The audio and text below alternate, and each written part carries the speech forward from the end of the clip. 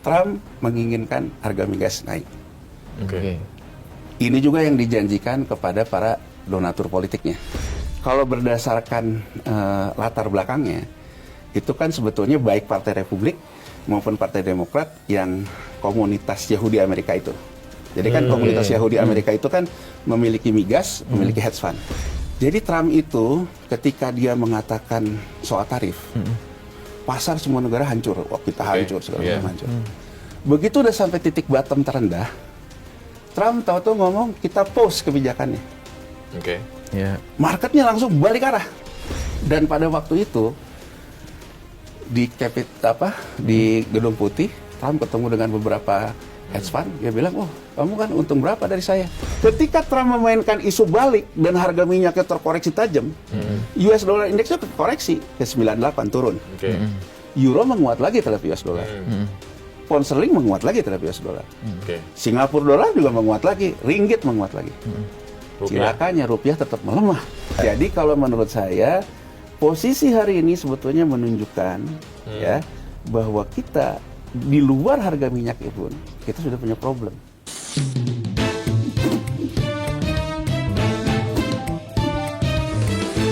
To the point aja.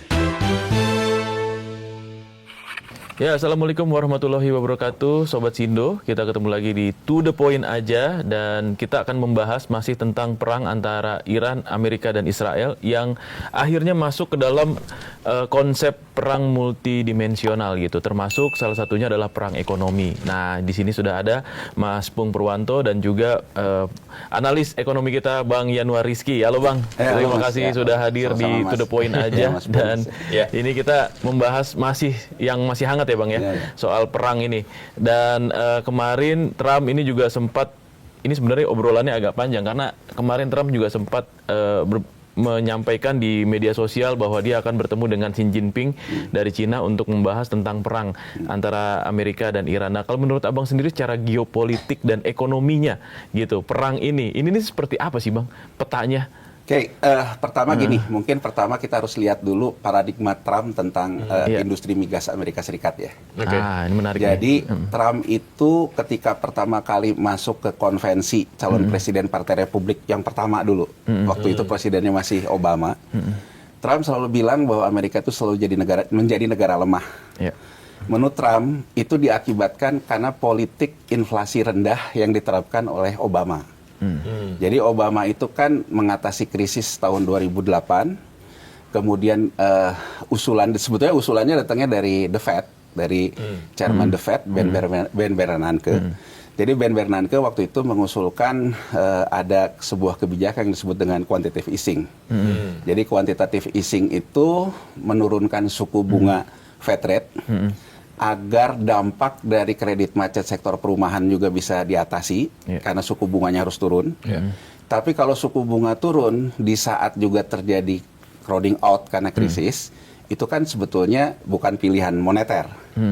Nah, jadi pada waktu itu Ben Bernanke ketemu dengan Presiden Bush, ketemu dengan Obama yang waktu itu juga calon presiden dari Partai Demokrat, ketemu juga dengan Senator McCain yang calon dari Partai Republik, yang pada akhirnya terdapatlah konsensus lah di Kongres maupun di Senat bahwa intinya bahwa Amerika harus satu kata lah terkait dengan persoalan itu.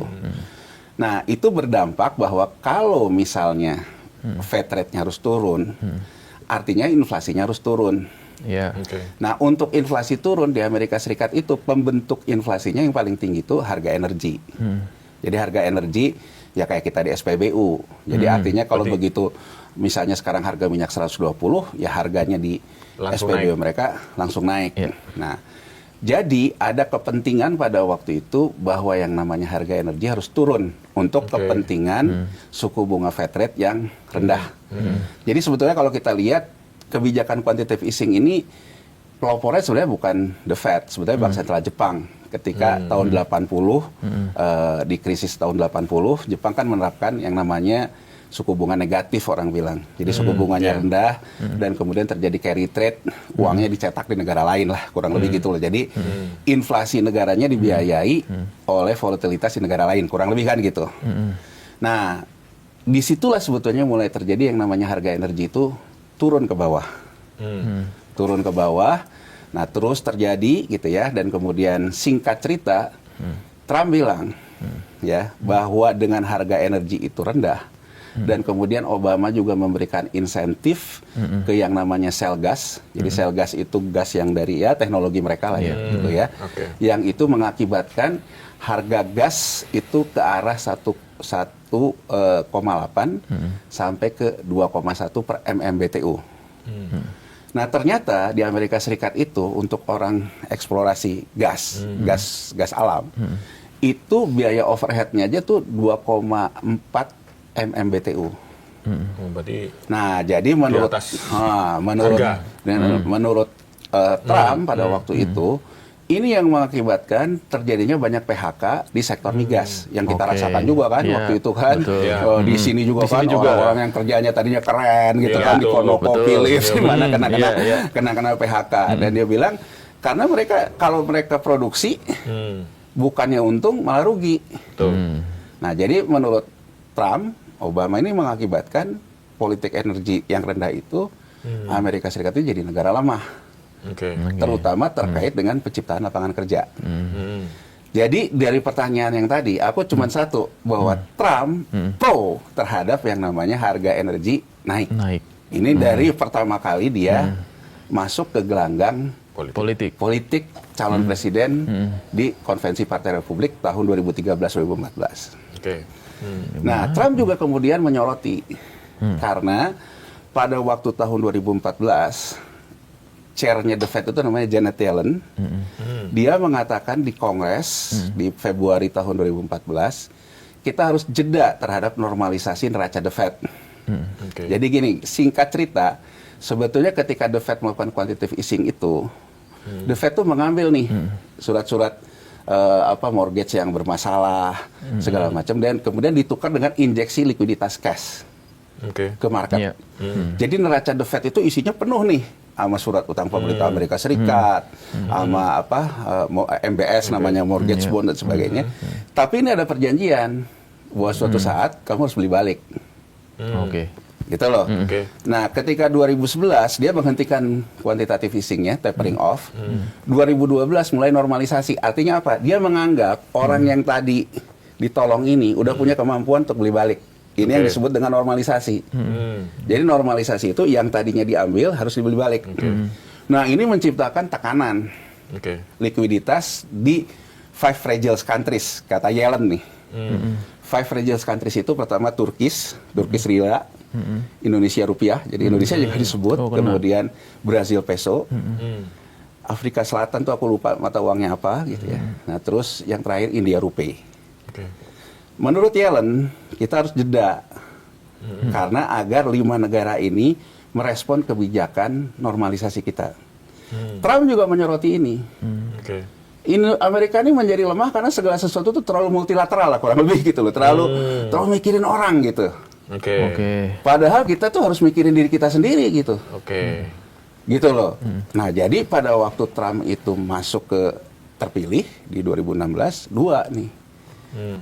Gaspol naikin lagi harga migas, gaspol normalisasi The Fed. Jadi termasuk Jeremy Powell yang sekarang juga bertentangan dengan Trump yang usulin pada waktu itu.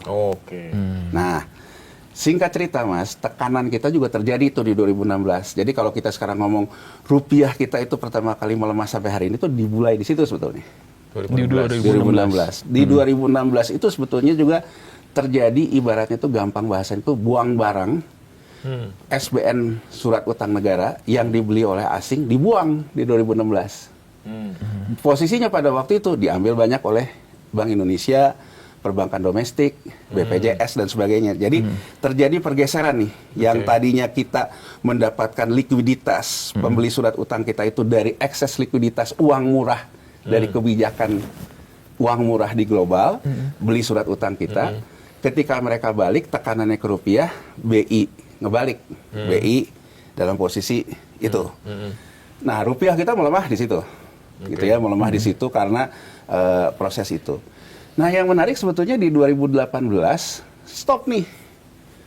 Jadi sebetulnya kalau kita ngomong harga minyak, dramanya, kalau sekarang kan dramanya ini pakai perang. Iya. Di 2016 itu sebenarnya juga udah terjadi. Dinaikkan lagi, diupayakan naik lagi ke level-level 100 gitu lah. Nah, singkat cerita, agar kita punya gambaran utuh melihat kondisi geopolitiknya, Jeremy Powell di 2019, di dalam testimoninya di Kongres, ya kalau di kita rapat dengar pendapat lah ya, gitu. Dia mengatakan ternyata yang namanya orang sebut petrodolar kurang lebih. Begitu yang namanya harga minyak itu naik, itu menciptakan lapangan kerja di Amerika Serikat di sektor migasnya, dan menciptakan ketahanan devisa mereka, surplus devisanya. Ternyata kita itu tidak lagi berpola seperti tahun 70-80. Ini menurut Jeremy Powell. Ini testimoni dia.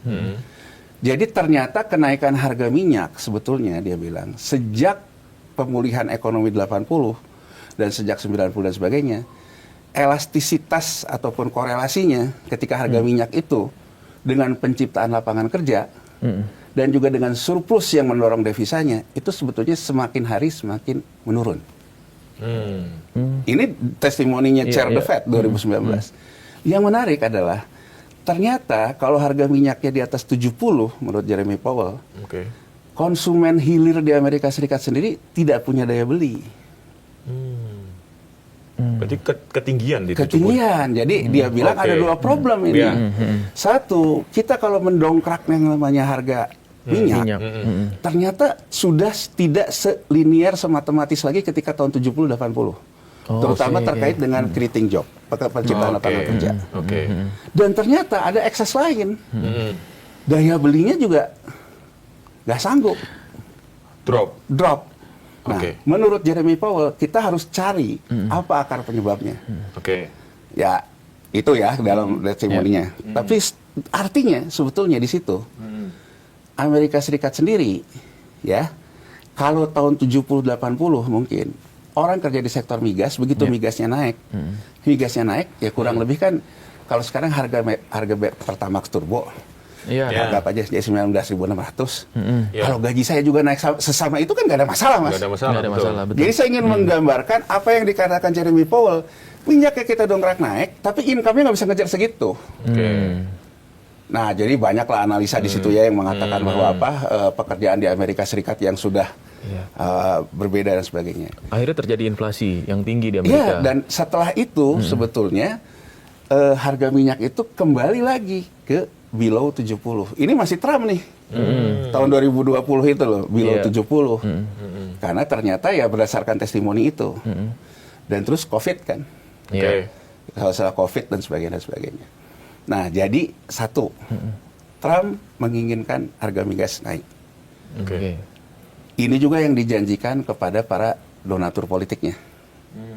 Jadi kan kalau kita lihat, donatur politik Partai Republik ini datangnya satu, dari sektoralnya, dari industri migas, dua dari hedge fund. Kalau berdasarkan latar belakangnya, itu kan sebetulnya baik Partai Republik maupun Partai Demokrat yang komunitas Yahudi Amerika itu. Jadi kan komunitas Yahudi Amerika itu kan memiliki migas, memiliki hedge fund. Jadi sebetulnya ini termasuk yang dijanjikan Trump kan ke para donaturnya. Nah, Trump kemudian yang kedua ini. Nah, yang kedua ini nggak ada yang baru sebetulnya dari Trump. Ini Trump tetap menggunakan hal yang sama, mengentertain.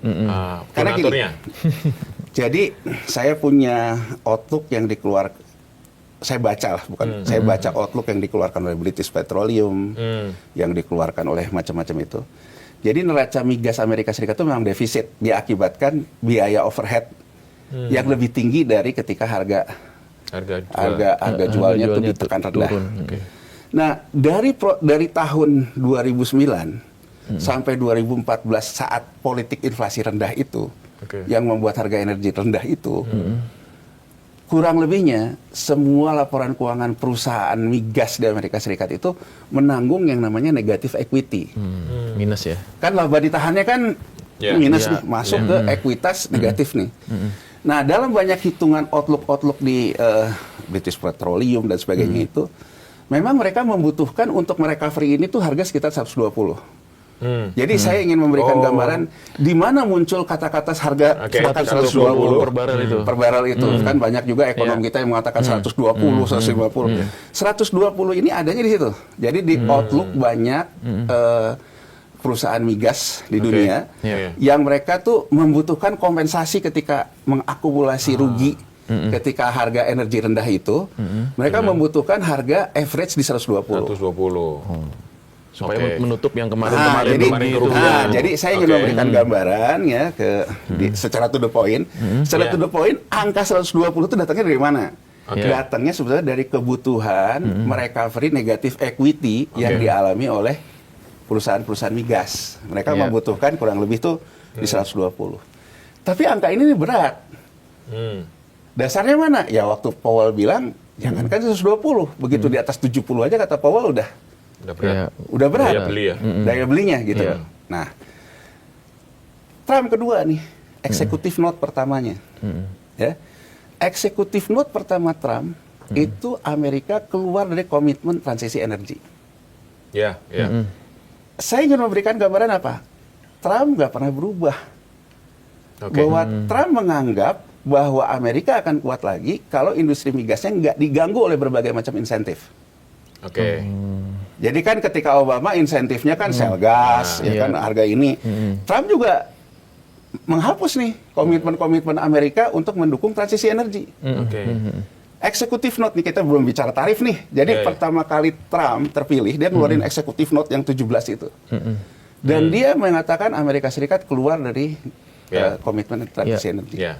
Uni Eropa kecewa banget di sini. Ya, Uni Eropa Mendukung support banget itu Ah, soalnya. transisi. Karena Uni Eropa sebetulnya dengan kebijakan inflasi rendah yang diterapkan oleh Amerika Serikat itu mendapatkan insentif mengembangkan energi terbarukan. Oke. Karena di luar Eropa kan yang punya fosil hanya Rusia, yang lain nggak punya. Iya. Jadi sebetulnya yang namanya energi terbarukan termasuk juga yang sering dikatakan oleh kita mau B50, B segala Iya, macam. iya. Kalau harga fosilnya rendah, baru memungkinkan. Iya. Tapi kalau harga fosilnya Tinggi. karena dia juga tinggi gitu biaya prosesnya, jadi membutuhkan Mahal juga ya. mahal, Iya. membutuhkan insentif. Iya. Yang menarik tuh pada waktu itu ketika eksekutif note itu wakil presidennya Trump ini dia bicara di parlemen Uni Eropa karena Uni Eropa protes terhadap Oke. ini. Oke. Dia bilang gini, udahlah nggak usah omon-omon lah kurang lebih. Ah. Kalian tuh membangun energi terbarukan waktu COVID aja belum jadi. Iya. Tetap aja akhirnya butuh fosil. Padahal insentifnya sudah sekian lama gitu. Iya. Nggak usah omon-omon deh. Hmm. Karena Uni Eropa bilang, ya kan kemarin kita kena COVID, kita ke pause. Ya harusnya sekarang kita komitmen yang sama. Ya jawaban si wakil presiden Trump itu. Oke. Ya kalian nih udah diinsentif cukup lama juga industri terbarukannya Nggak jalan. nggak ya. jalan. Hmm. Alasan Uni Eropa tersendat oleh yang namanya COVID. Iya. Ini juga sebenarnya terjadi di Cina. Jadi Cina itu di 2016 juga Politbiro Partai Komunis Cinanya juga go green. Iya. Gitu loh, jadi membangun industri terbarukan. Iya. Tapi ketika COVID itu sebetulnya ada satu indikator penting. Ternyata transisi energi itu belum jadi. Oke. Gitu loh, transisi Iya, itu energi itu belum jadi. Jadi kurang lebih sebetulnya dengan setelah pemulihan ekonomi pasca COVID, dengan Trump keluar dengan eksekutif note pertama ini, dia bunuh musuhnya energi fosil ini dengan transisi energi ini. Sebetulnya cara berpikir Trump memang menginginkan harga minyak naik lagi. Nih cara berpikir dia. Kemudian dia bermain isu tarif dan sebagainya ya. Nah, yang menarik gini loh. Kita harus melihat ketika Trump kemudian masuk dengan isu tarif. Ya, ini saya ingin memberikan gambaran sebenarnya game plan Trump ini apa nih. Iya. Iya, iya, iya. Ya, gitu ya. Ya tentu ini analisis ya, tapi ini juga banyak dikemukakan oleh banyak analis di Amerika Serikat sendiri. Jadi Trump itu ketika dia mengatakan soal tarif, pasar semua negara hancur, kita hancur, segala Iya. macam hancur. Begitu udah sampai titik bottom terendah, Trump tahu-tahu ngomong kita pause kebijakannya. Oke. Iya. Marketnya langsung balik arah. Hmm. Dan pada waktu itu di Gedung Putih, Trump ketemu dengan beberapa hedge fund, dia bilang, "Oh, kamu kan untung berapa dari saya?" Oh. Kan Oke. gini loh, Mas. Iya, Kalau iya. di pasar modal, Ini ada inside di pasar trader gitu. keuangan ya, Iya, di pasar iya, keuangan iya. kan. Kalau saya jual di harga tinggi, saya beli di harga bawah, ya saya kan selisih aja. Iya. Gede ya. Sama juga dengan saya tahu sehari sebelumnya, saya tahu nih Mau di... Trump mau ngomong, besok mau ngomong kebijakan tarif. Iya. Saya udah jual duluan Iya. Oke. sebelum isu itu, Iya. ya kan? Jadi Iya. saya ngejual di harga tertinggi. Iya. Harga jatuh, begitu harga udah jatuh, Ambil. Trump balikin lagi, saya beli lagi di bawah, naik lagi ke atas. Oke. Udah kasih itu ya. Nah, jadi pada waktu itu ada anggota Kongres dari Partai Demokrat bilang, oh ini insider trading, Iya. ya kan? Ya. Nah, dulu saya juga penasaran nih di waktu tarif itu. Oke. Seberapa serius? Misalnya dulu ada Watergate kan, Watergate Iya. itu kan sampai terjadi pansus. Iya, Iya. Heeh. Dalam perjalanan waktu sampai hari ini tidak terbentuk loh. Iya. Jadi bahwa Partai Demokratnya Yang meneriaki paling kencang. itu, ya. Tapi bahwa Kongresnya mengambil action ke situ, enggak. Kemudian mulailah muncul di analis-analis pasar keuangan Amerika Serikat, ya pasar modal dan pasar keuangan Amerika Serikat, TACO istilahnya. Trump action chicken only. Nah, Ya, ini. jadi dia bilang bahwa Trump nih selalu ngambil action, tapi di ujungnya itu dia chicken juga, Nyarik juga. narik juga. Jadi Oke. kurang lebih sebetulnya sudah ada game plan yang dianggap Trump game plan itu TACO. Tako. Oke. Ah, Trump main Trump isu, action. Chicken only. chicken only, ujung-ujungnya cuma cari duit dari selisih harga. Oke. Oke. Nah, ini sekarang kita ngomong ke perang ini nih. Iya. Iya. Ini menarik nih, Mas. Kita simpen dulu nih. Iya. Bahwa Trump punya historis ketika isu tarif memainkan yang namanya main isu, kemudian cari selisih dari trading. Oke. Iya. Nah, ketika harga itu didongkrak ke 120, aku ini kayak gambaran gini. Kita lihat dari analisa flow order. Ya. Jadi saya ngambil dari otoritas pengawas bursa komoditas di Amerika Serikat. Jadi di Amerika Serikat itu setiap hari Jumat itu keluar, Mas. Ini yang sebetulnya disoroti orang juga Oke. tentang keterbukaan pasar modal kita, MSCI segala macam Iya, gitu iya. loh, bahwa yang punya order itu harus jelas gitu Iya. siapa. Nah, di Amerika Serikat tuh tiap Jumat emang keluar rincian order. Oke. Ya, jadi namanya COT, Commitment of Trade, terutama di bursa komoditas. Nah, yang menarik, saya ingin memberikan gambaran gini, ketika Trump pertama kali mengatakan perang itu segala macam, saya melihat bahwa harga betul. Jadi gini, order itu kalau di bursa komoditas, ada order yang datangnya dari managed money namanya. Jadi sebetulnya tidak butuh-butuh amat fisik. Oil tidak butuh-butuh amat fisik, emas. Iya, Oke. iya, iya. Tapi saya memang memanage gitu. Ini order-order yang datangnya dari hedge fund. That's fun. Oke. Ada order yang datangnya itu dari komersial. Jadi kalau komersial itu berarti memang saya lagi butuh fisik minyak. Nah, sekarang lihat gini. Order ketika dari 64 ya sampai ke 80 pakai 90 awalnya nih. Kalau saya lihat memang dipicu oleh permintaan dari yang membutuhkan fisik oil. Oke. Oke. Jadi artinya dari sudut pandang asnya yang minta nih, yang ngebit nih, yang ngebit ini memang orang konsumer yang membutuhkan fisik oil. Oke. Iya. Minyak beneran. ya? Minyak beneran. Oke. Yang jual juga produsernya. Oke. Normal berarti ya? Normal. Oke. Jadi saya ingin Situasi mengatakan normal. Oke. dari 64 sampai ke 80 Itu sudah normal. itu memang itu ordernya. Oke. Oke.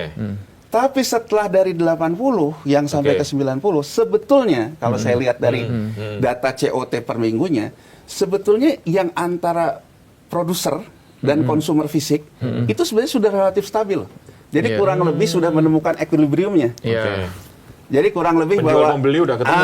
udah ketemu equilibriumnya. Dengan Jadi harga segitu ya. jadi sebetulnya ya ada harga baru ya, koreksi dari 64 ke Ke 80. ke 80-an. Nah, dari sini muncullah kontrak yang besar yang berdasarkan otoritas pengawas bursa komoditas Oke. di Amerika Serikat, terjadi peningkatan 8.000 kali kontrak yang dilakukan oleh hedge fund. 8.000 kali. 8.000 kali. Itu manage ya, berarti. Nah, bukan dari yang fisik Iya, loh. iya, iya. Jadi Ini yang- ketika harga itu Oke. yang membuat harga itu kebentuk ke 120, menurut data komoditas pengawas komoditas bursa Amerika Serikat, itu dipicu peningkatan 8.000 kali dari rata-rata normalnya jauh banget. Oke. Kan gini loh Mas, kalau kita manage money kan tetap aja yang paling penting kan yang fisiknya loh. Ya. Iya. Kalau yang manage money-nya sampai lebih dari yang butuh fisik Bener. kan sebetulnya yang disebut dengan spekulasi berlebihan itu kan. Iya, Iya, iya, iya. iya. Nah, order ini naik nih, dipicu oleh isu Trump. Oke. Oh, yang wah dia bilang mau ngabisin jembatan di Iran lah segala Iya, macam iya, itu iya, kan, iya, iya, dengan iya. segala macam isu itu. Oke. Nah, yang menarik ketika di harga 120 di harga puncak itu, ini juga kembali disoroti nih oleh anggota Kongres Partai Demokrat. Oke. Menurut dia, 1 jam sebelum Trump itu mengatakan buat gencatan senjata, Hmm. ini jual semua nih si manajemen. Manajemennya. Oke. Iya. Wah, ini Nah, ini jual semua nih. ini permainan tingkat tinggi nih. Iya, ini jual semua. Ini kita Yang harus untung paham. siapa ini?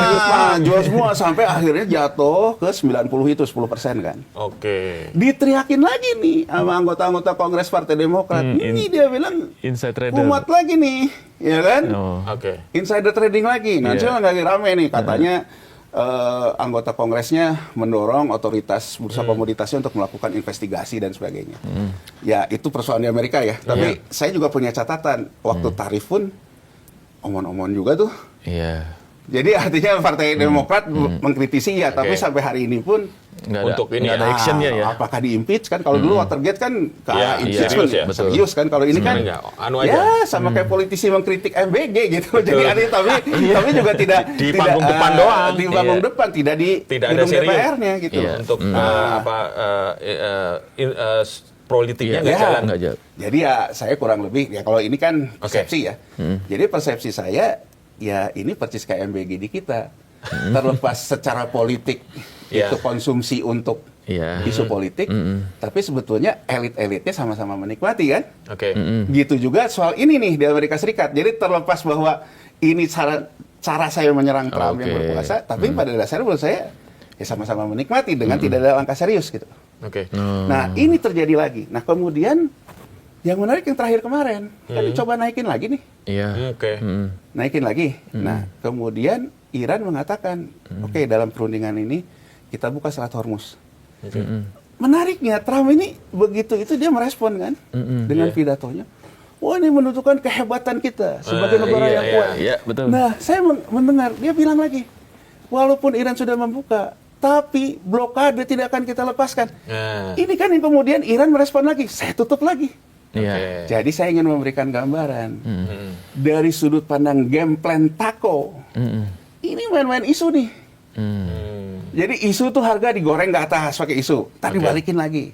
Oke. Nah, sekarang itu dari sudut pandang itunya. Dan jelas sekali, Mas. Kalau kita lihat, saya kemarin lihat data COT yang 14, yang Jumat kemarin. Jelas bahwa sebetulnya ke 84 itu ya kembali kejadian lagi kayak waktu yang gencatan senjata. Jadi memang si hedge fund-nya yang tutup sendiri istilahnya.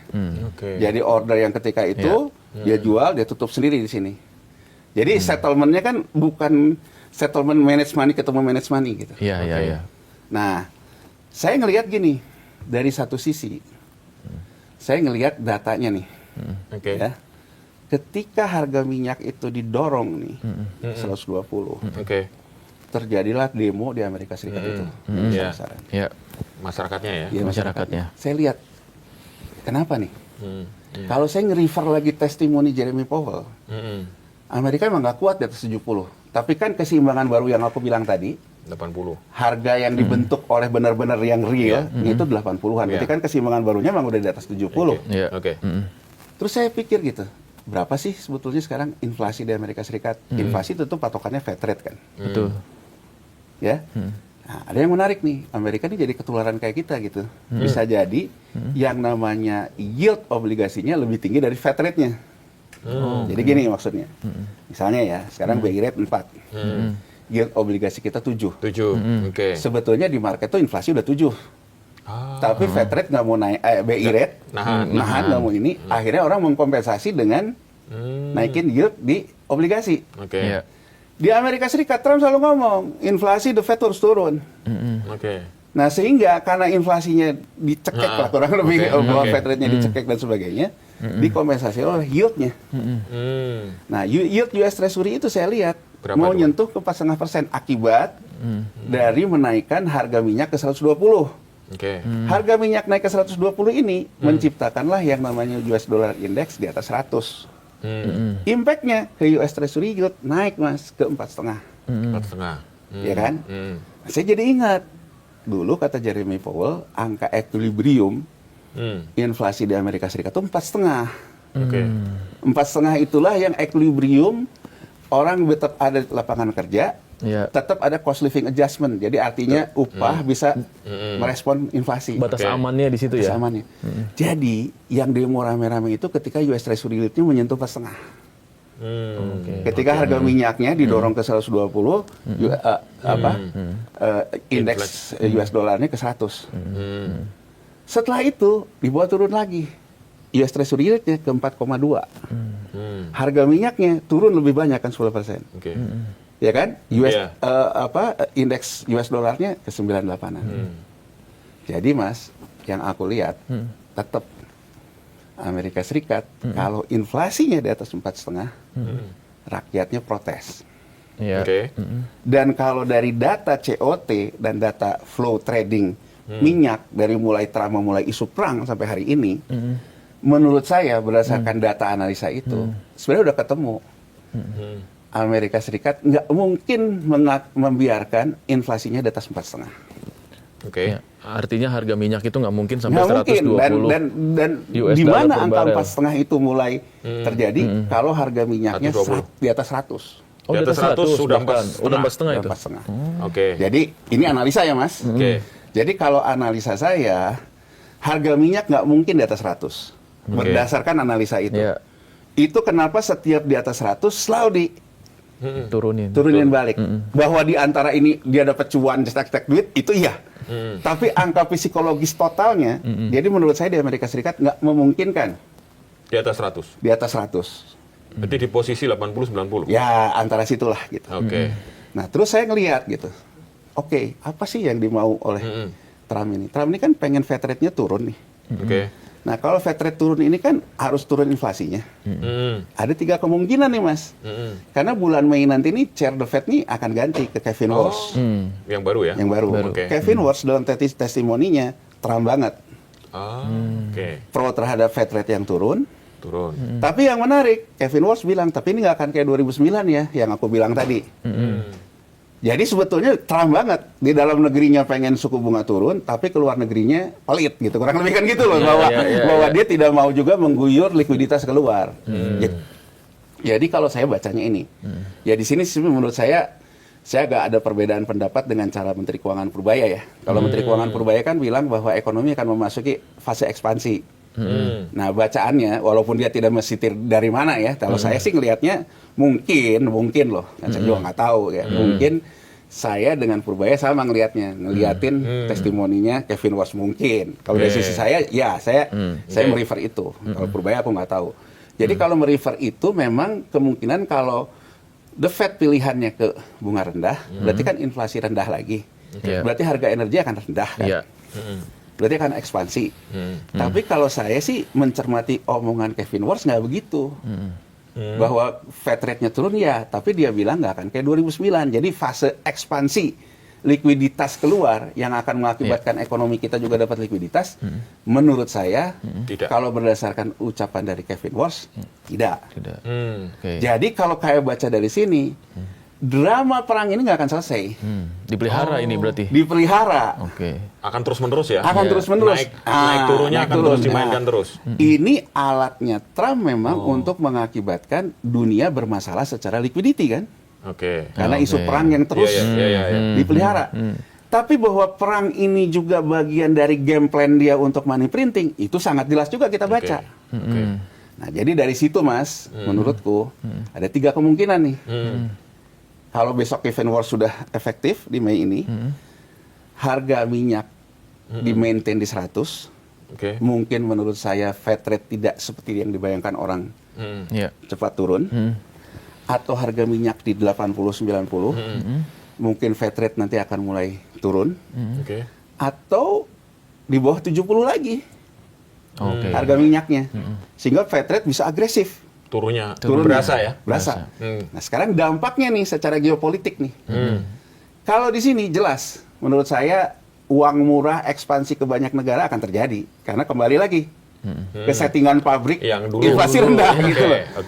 Kalau 80-90 menurut saya tetap dalam posisi ketidakpastian. Kalau di 100 seret. Nah, Oke.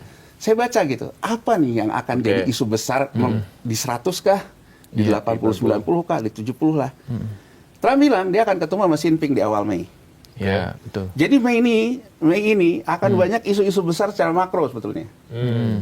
Perundingan Iran Amerika, Oke. pertemuan Trump dengan Xi Jinping, pergantian chair the Fed. Oh, itu pergantian chair the Fed menentukan ini ya? Menentukan. Oke. Jadi menurut saya kalau Trump dan Xi Jinping kondusif, ketemu win-win, Oke. ya mungkin menurut saya bisa ada kemungkinan sih akan ke 70 lagi. Ke 70 lagi. Tapi kalau saya analisa kayaknya nggak mungkin karena Trump Oke. itu juga dia punya janji kepada industri migasnya kan. Ya. Iya. Jadi Donatur. menurut saya kemungkinan besar akan dimoderat nih di 80-90 Oke. Ya. dan mungkin bisa ke 100 Iya. gitu ya. Iya. Nah, tapi ini kan never ending story nih. Kawan bersama yang saya lihat dari Amerika Serikat, meskipun mereka secara politik berbeda dengan Trump, tapi ada kawan bersama mereka. Mereka tetap menginginkan Amerika sebagai negara kuat kan, Oke. Ya. hegemoni US dollar. Jadi kalau menurut saya isu ini akan dipelihara, Isu Oke. perang ini. isu perang ini, karena itu yang mengakibatkan volatility kan, Ya. Ambil untung itu ya. ambil untung itu. Nah, ini yang akan berdampak ke negara-negara kayak kita. Nah. Nah, ini nih. Itu loh, negara-negara kayak kita Oke. berdampak gitu. Karena kalau menurut saya kelihatannya sih Amerika, Cina gitu ya, kemudian Rusia gitu ya, kemudian Iran sendiri. Ya kalau dilihat dari sisi soal minyaknya gitu ya, Rusia jelas diuntungkan oleh keadaan ini. Ya. Ya. Indonesia datang pun dia bilang nggak ada diskon, Tetap harga iya. normal. harga Tetap normal. harga Jadi kan normal. sebetulnya Rusia pun diuntungkan dengan Oke. situasi saat ini. Ya. Ya. Amerika Serikat juga diuntungkan. Walaupun Amerika Serikat ternyata ya chicken only itu. Dia juga nggak berani, Nggak berani untuk beneran ya. merealisasikan sampai ke Iya. Iya. 120 ya. Tapi dia kan kemudian mengkompensasi itu dengan goreng-goreng kan. Iya. Money printing kan. Iya. Iran, dia tahu semua negara akan dihantui oleh inflasi yang tinggi akibat energi. Oke. Iya. Sehingga kan dia bilang, yang berkawan sama saya boleh lewat Hormuz, Yang enggak? yang nggak boleh. Nggak boleh. Oke. Jadi kalau kita lihat nih, masing-masing menikmati dengan caranya. Oh. Rusia menikmati juga peningkatan harga, Ya. ya kan, yang tadinya kena sanksi dagang juga dia bilang nggak ada diskon. Amerika Serikat juga menikmati, tapi tidak optimum. Optimumnya dia cari dengan goreng-goreng Iya, iya. Ya. di pasar keuangan. Iran dengan cara ongkos orang lewat kan, Ya. Oke. gitu loh. Nah, dalam kacamata ini saya lihat jelas sekutu Amerika Serikat kenapa nggak mau dukung Amerika? Karena Iran tahu semua negara takut didemo sama warganya. Ya. Takut inflasi naik. Inflasi naik gitu. Jadi kan kurang lebihnya kalau dibaca Uni Eropa, Jepang, Ya. bahkan Cina. Ya kalaupun saya dapat kontrak 80, tapi kalau nggak bisa lewat, kan bisa 150 juga. Karena harus bayar Benar. Fee. Iya. fee. Upeti Tapi kan itu, kalau upeti. misalnya saya bayar fee-nya cuma 5 atau 10, kan kalau dia berkawan kan? Iya. Iya. Ya kan? Iya. Makanya kan sebetulnya tidak ada yang menggambarkan posisi yang tegas kan? Ya. Bahkan Uni Eropa, Ngambang-ngambangan, ya. Uni Eropa dan Jepang diajak oleh Amerika Serikat untuk ini kan nggak mau. Oke. Cina pun sama loh mas. Kalau kita baca dari Cina, Cina juga tidak mau masuk ke dalam medan pertempuran loh. Oh, iya. Oke. Jadi Cina sendiri juga misalnya diajak oleh Iran, ya, kita ingin menyertakan Iran sama Rusia Oke. dalam perundingan ini. Nah Trump kan bilang, ya kalau cuman Cina aja sih, kalau mau lewat aja, kan gitu jawaban Trump. Oke. Jadi kalau menurut saya di situ sebetulnya ada sinyal Amerika butuh Cina, Cina butuh Ya, Amerika loh. Oke.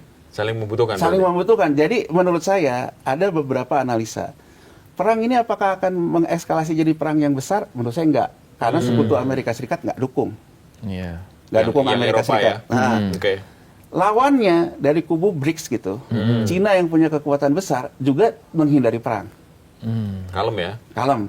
Cuman cep-cep aja. Ah, tuh. cip-cip aja. Jadi sebetulnya kalau menurut saya perang ini akan dipelihara dari sudut pandang volatility, Oke. bukan perang yang besar gitu loh. Iya, iya. Saat ini loh, kita kan nggak tahu besok-besok Iya, iya, iya. mungkin terjadi apa. Tapi kalau saat ini menurut saya gambaran besarnya itu seperti itu. Iya, Oke. jadi cuman Jadi artinya riak-riak aja berarti ya. riak-riaknya. Nah, cuman impactnya gini loh, impactnya terhadap Indonesia ya. Jadi kalau dikatakan oleh Menteri Keuangan Purbaya, kalau di atas 120, 150, Trump duluan yang jatuh, kan dia bilang gitu. Ya, Oke. itu tadi bacaannya. Ya, Itu benar ya? Nah, bacaannya memang begitu US Treasury yield-nya 4,5 selalu diturunin balik sama Oke. mereka. Oke. Artinya memang orang Amerika Serikat sendiri nggak kuat. Ya. Ya kan? Ya, Dan ya, ini ya, juga ya. pernah dikatakan oleh Jeremy Powell memang 2019 gitu. Jadi dari sisi itu betul. Kemudian Menteri Keuangan Purbaya mengatakan asumsi yang sudah dihitung sampai akhir tahun 100.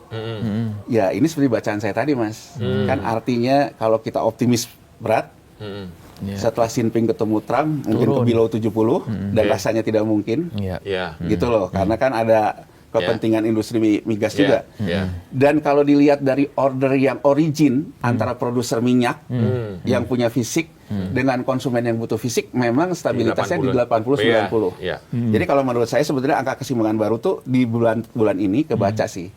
Di 80-90. Oke. Ya. Di luar ini akibat ordernya hedge fund kan. Ya. Goreng-goreng duit. Ya.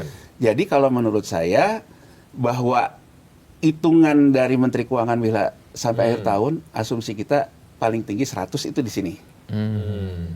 Dan kemudian kan dia bilang kan average-nya bisa kita manage kan. Termasuk tidak menaikkan harga BBM subsidi Iya. ya dan sebagainya. Tapi kenapa rupiah kita Anjlok. melemah terus? Gini loh gambaran besarnya. Tadi aku gambarin, Mas. Ini kita ngomong technical aja deh. Jadi artinya biar kita juga tahu gamenya gitu ya. Oke.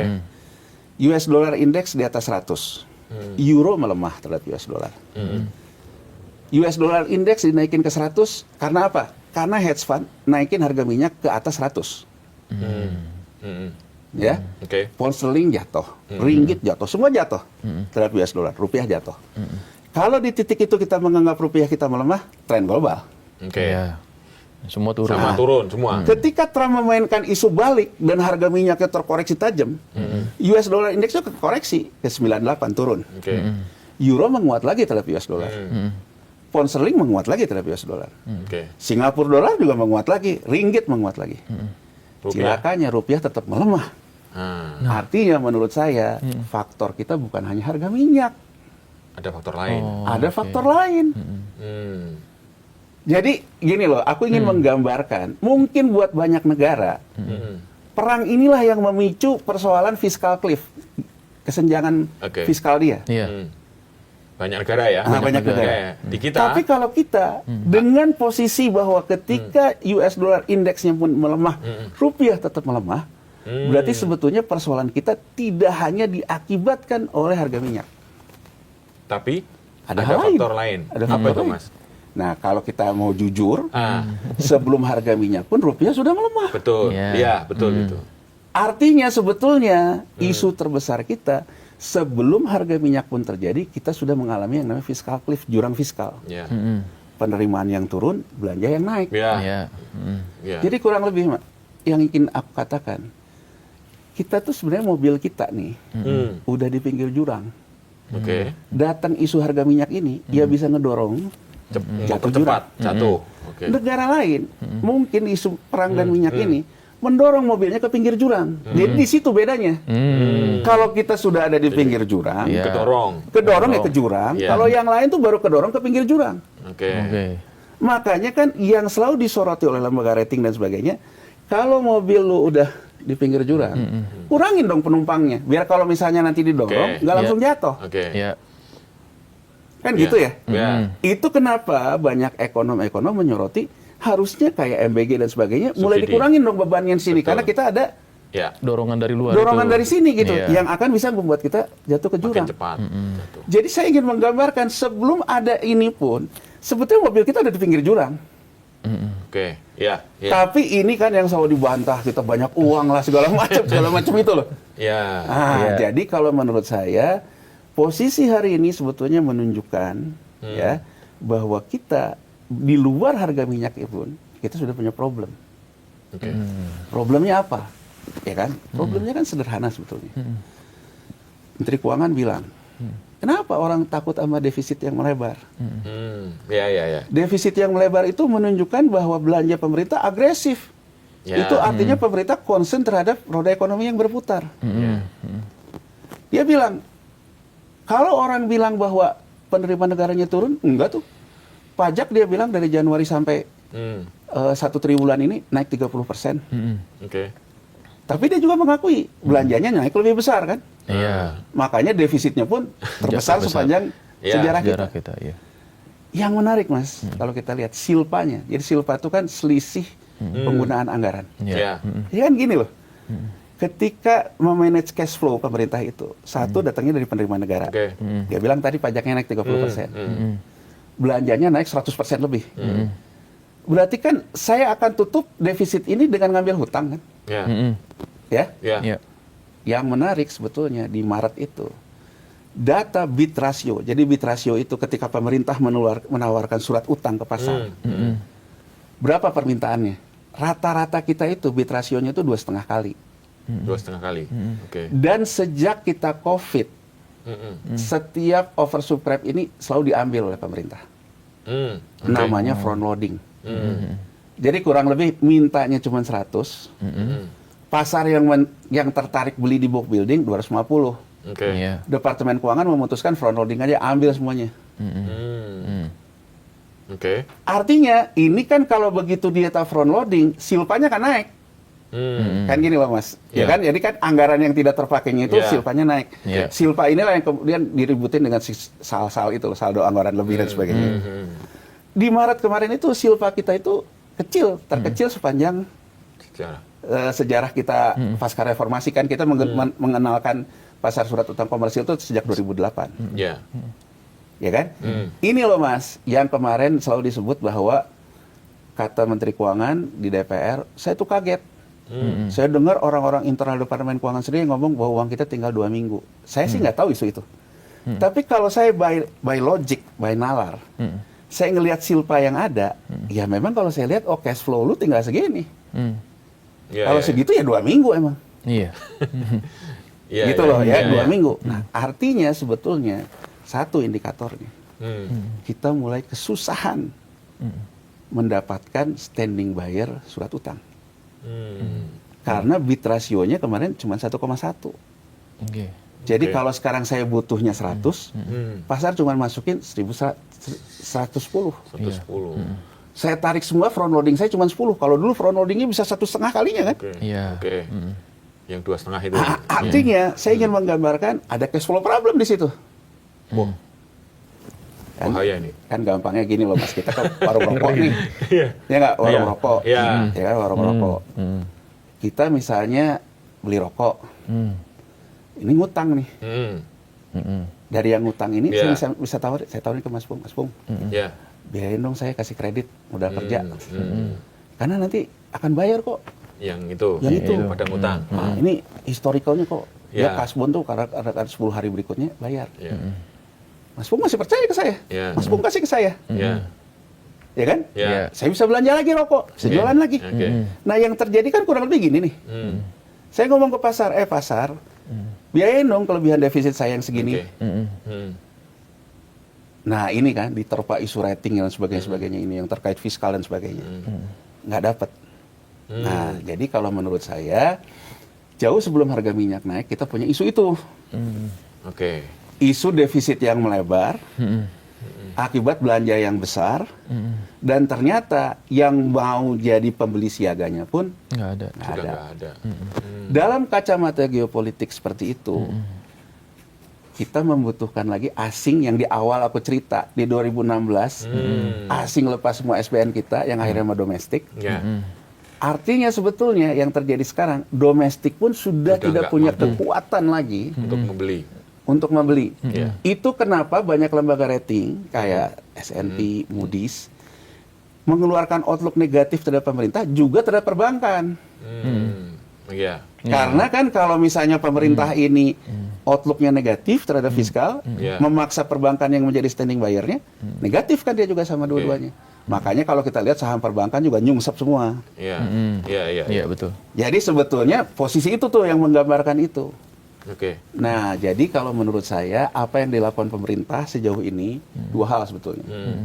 Satu, mencari standing buyer yang selama ini ada. Oke.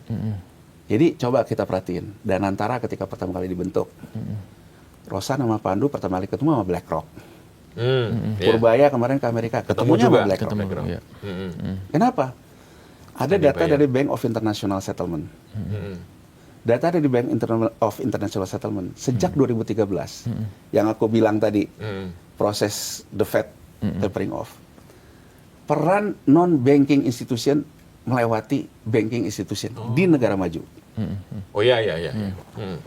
Jadi di negara maju, Kalah ya banknya ya. Iya. banknya kalah. Orang lebih memilih nabung di non-bank dibandingkan bank. Oke. Produknya apa? Hedge fund. Oke. Ya. Dia dapat uang dari hedge fund di non-bank ini, dia salurkan melalui investment bank. Itulah MSCI rating segala macam itu loh. Jadi artinya proses kreditnya lewat pasar keuangan. Iya. Nah, data yang sama dari Bank of International Settlement, dananya masuk lewat instrumen hedge fund, investment bankersnya kemudian menempatkan kemana? Yang terbesar adalah ke pasar surat utang pemerintah. Iya. Itu terbesar. Jadi Iya. aset surat utang pemerintahnya segini. Oke. Jadi dari Bank of International Settlement itu sendiri sebetulnya mengatakan kesulitan saat ini kemungkinan terjadi bubble di pasar surat utang pemerintah. Yang entah terjadi di mana. Oke.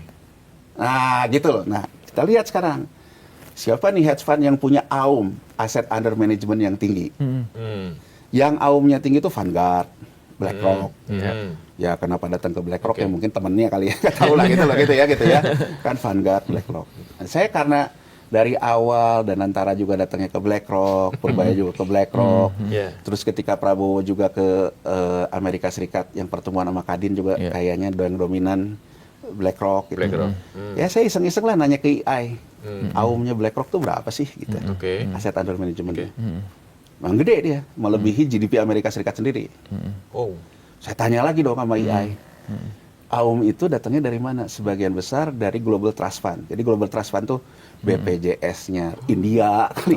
Ya kan kalau BPJS kita kan nggak boleh gitu BPJS segala macam. Itu menaruh uang di sana. Di BlackRock. Terus saya tanya, penempatan dia ke surat utang pemerintah itu berapa persen dari alokasi portofolionya? Si EI yang saya tanya dia bilang average sekitar 64, tapi 60 sampai 70 gitu kan. Saya tanya lagi sama EI, kan kita sekarang zaman EI kan ya. Saya tanya lagi sama EI, dari 60-70 itu di surat pemerintah negara mana yang terbesar? Dibilang US Treasury. Jadi kurang lebih kan ya mereka menopang Amerika kan. Sampai di situ kesimpulan saya sederhana, artinya kalau Indonesia sekarang nggak mau gagal fiskal, defisitnya tetap besar. Yang punya MBG, saya nggak mau deh dikurangin. Kalau dikurangin nanti elitnya balik nyerang saya. BBM jangan naik deh, nanti masyarakatnya demo saya. Kan semua kepengen nih. Ya kan? Koperasi Merah Putih, ini alat saya menjaga politik desa. Ini kan semua pada akhirnya meningkatkan defisit, meningkatkan uang. Semua defisit ya. Defisit. Cara berpikir mungkin pemerintahan ini, kalau standing buyer-nya ada, saya nggak akan jatuh. Tidak akan ada Nepal, cerita Nepal kan tidak akan kan cerita Nepal kan terkait dengan demo masyarakatnya. Tidak akan cerita apa kudeta karena elitnya merasa dirugikan. Kuncinya kan cuma satu, ada standing buyer utangnya.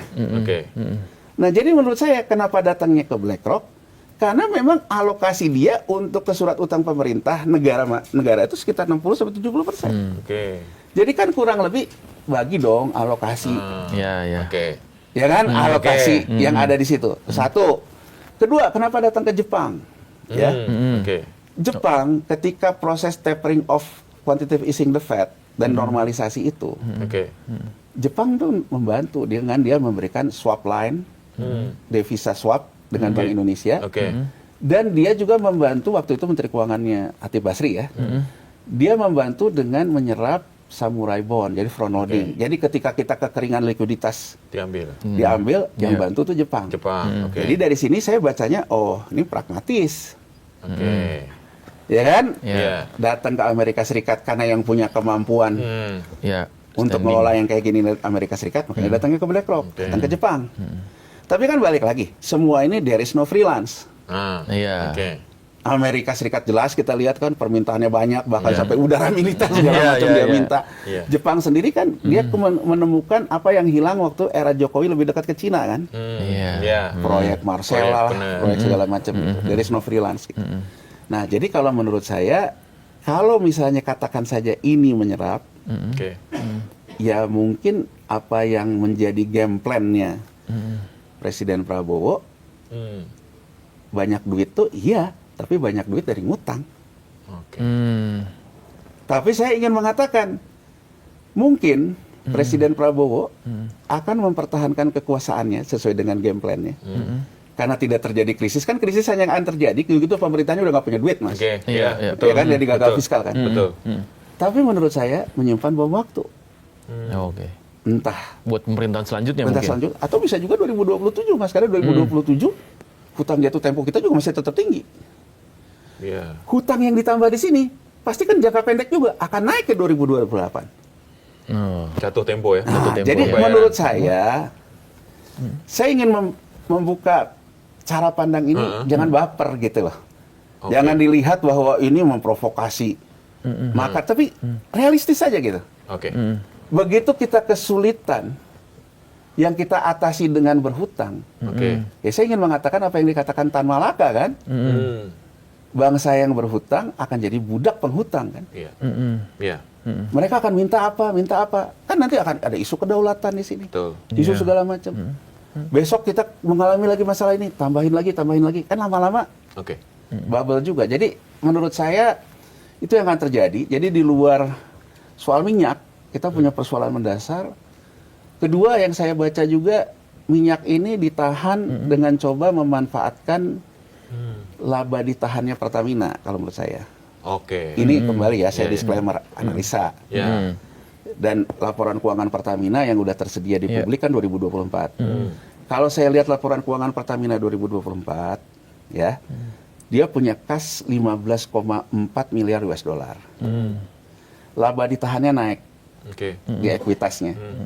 Rasio ekuitas dibandingkan dengan hutangnya juga membaik. Oke. Jadi kurang lebih kalau saya baca itu, kalau Pertamina disuruh nalangin dulu, ya, Yang sekarang ini. subsidi maupun kompensasi, dia bisa nih pakai Dana itu. Dana itu. Laba ditahan. Nah.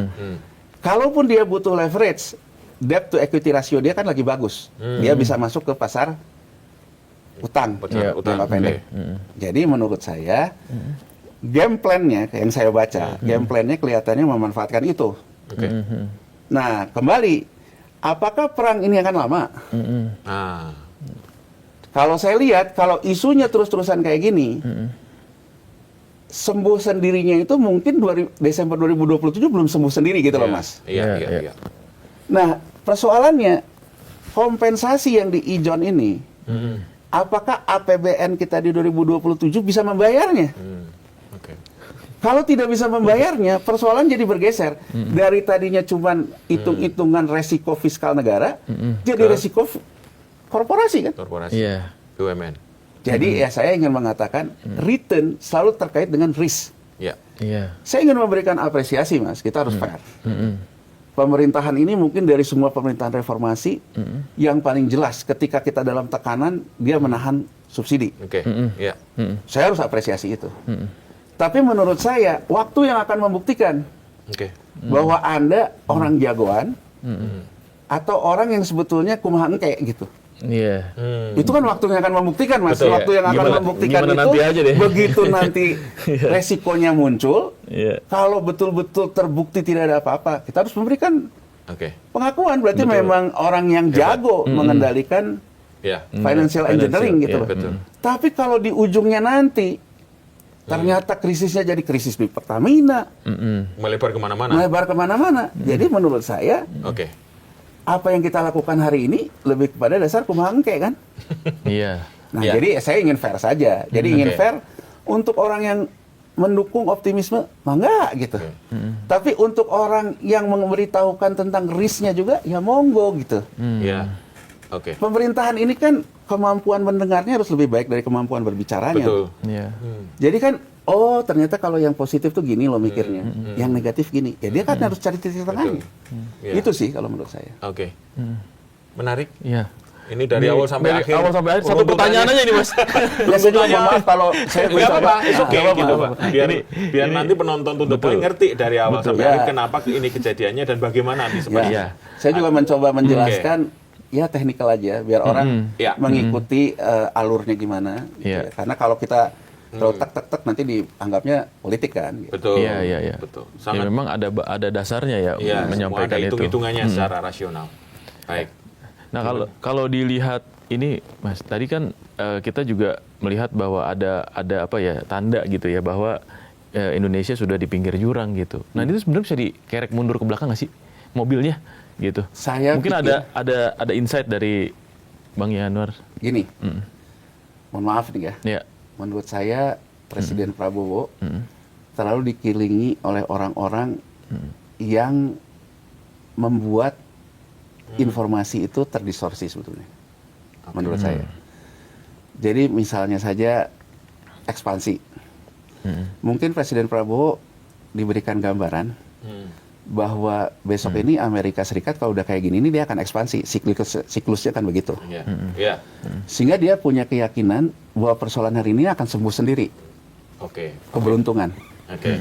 Saya ngambil contoh gini loh Mas. Siapa orang-orang yang beruntung?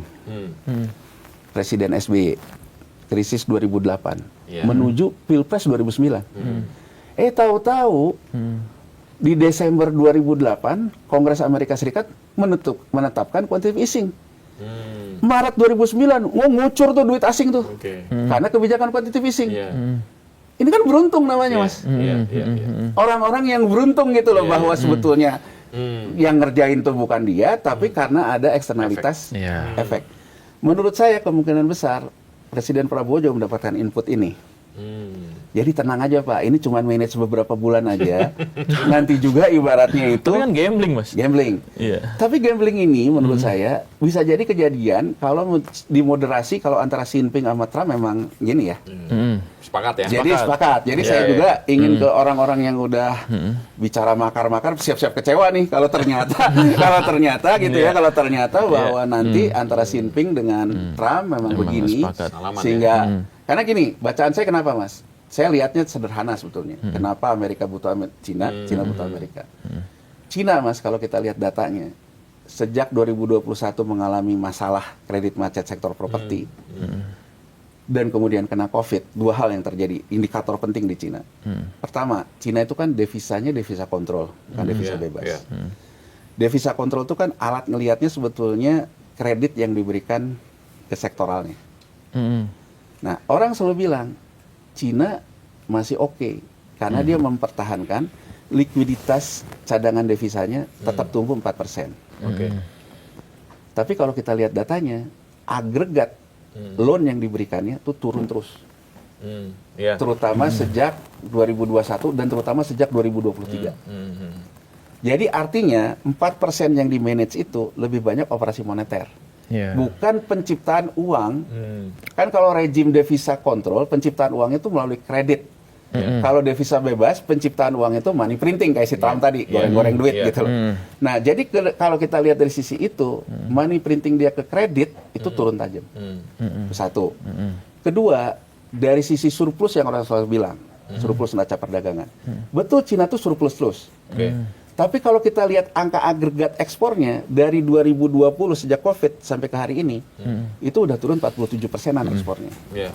Impornya udah turun 57%. Tapi kalau kita hitung, misalnya tahun lalu ekspornya 100, impornya 90, 10 kan surplusnya. Tahun ini ekspornya turun 90, impornya turun 60, surplusnya kan naik 30. Iya. Tapi angkanya turun. Oke.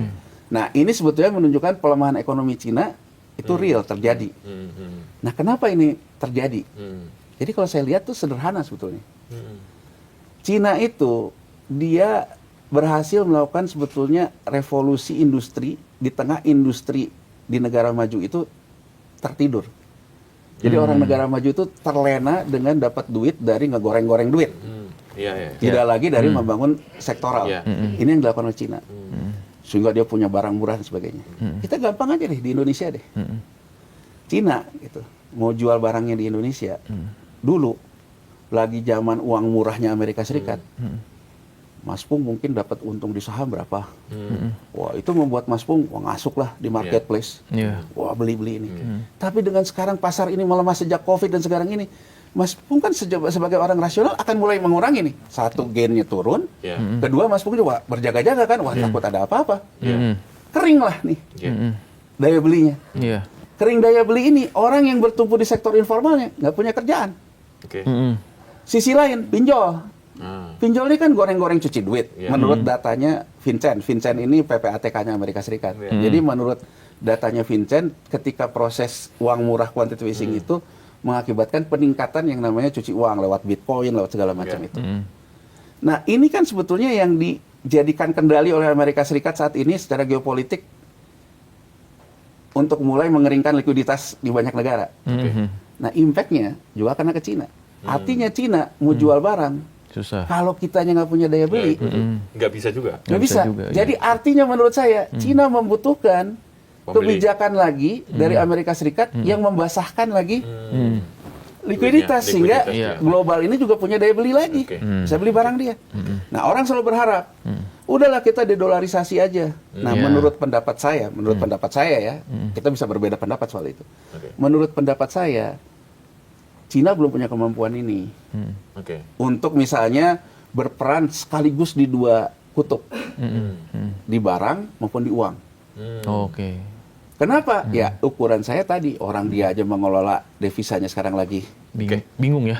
bingung. Nah, jadi menurut saya, kalau antara Amerika dan Cina pada akhirnya ketemu nih titik temunya, jadi kurang lebih Amerika bilang, oke, kita nggak punya barang, tapi Oke. kita punya duit. Oke. Situ punya barang, tapi nggak punya duit. Nah, win-winnya gimana nih? Nah, kalau mereka ketemu win-win, menurut saya, ini akan kejadian kayak tahun 80, Mas. Tahun 80 itu, perang dagang 70 sampai 80 itu antara Amerika sama Jepang. Win-winnya, Jepang dimasukin ke special drawing right-nya IMF. Jadi punya hak suara lah Iya. di IMF. Nah, ini menurut saya bisa terjadi juga. Yang akan terjadi seperti ini. Cuman, catatan saya sederhana. 80 win-win Jepang dengan Amerika Serikat ini didahului juga oleh gagal bayar surat utang Meksiko. Oh, oke. Ya, ya. Jadi saya ingin mengatakan ya kita hati-hati ya. Karena menurut saya profil fiskal kita mirip Meksiko 78 nih. Jadi katakanlah Amerika dengan Cina bisa win-win, tapi bukan berarti kita nggak dikorbankan gitu. Maksud saya gitu loh, Mas. Ya kan oke, kita juga iya, harus iya, lihat iya. hati-hati di situ ya. Tapi ya itu bacaan saya sih. Tapi menurut saya kemungkinan besar sih pada akhirnya Amerika dengan Cina, menurut pendapat saya, akan ketemu di kepentingan bersama mereka ya. Ya itu dilihat juga. Ya Cina tidak seperti ketika Jerman Hitler ya, yang memang Iya, iya. Iya. benar-benar serius gitu. Bapak ingin rebut benderanya itu serius. Jadi saya berpandangan, Mas, dedolarisasi itu hanya bisa direbut benderanya dengan perang. Dan mereka kalah. Iya. Tanpa, kalau perangnya cuman kayak gini, ya pada dasarnya tuh pada akhirnya secara game teori memang cari win-winnya gitu. Iya. Dan saya sampai sejauh ini tidak melihat Cina ingin eskalasi ke perang gitu. Iya, iya. Sejauh ini. Jadi menurut saya sih kemungkinan besar mungkin win-win. Tapi di antara win-win ini kan adu stamina gitu. Iya. Stamina kita bisa Oh, iya. Endurance-nya ya. endurance Iya. kita. Iya, iya. Oke. Ini menarik sih. Ya berarti artinya Indonesia sekarang bergantung ya Mas ya sama Situasi global. situasi global dan keputusan bangsa lain. Betul. Ya, dan bisa jadi juga beruntung kan. Tapi Iya. Bisa jadi ada beruntungnya. beruntung bisa jadi Oke. yang sekarang Iya. beruntung, yang nggak beruntungnya yang kemudian. Gitu. Oke, terima kasih Bang Yanuar atas waktunya, ini menarik sekali dan Iya. ini mudah-mudahan Pelajaran berharga. pelajaran berharga untuk kita dan insight yang sangat bagus nih, terutama soal geopolitik dan ekonomi dunia dan bagaimana nasib Indonesia ke depannya yang harus diantisipasi. Oke, Sobat Sindo, terima kasih atas perhatiannya dan jangan lupa untuk like, subscribe, dan komen juga di kolom komentar. Sampai jumpa. Wassalamualaikum warahmatullahi wabarakatuh. Waalaikumsalam.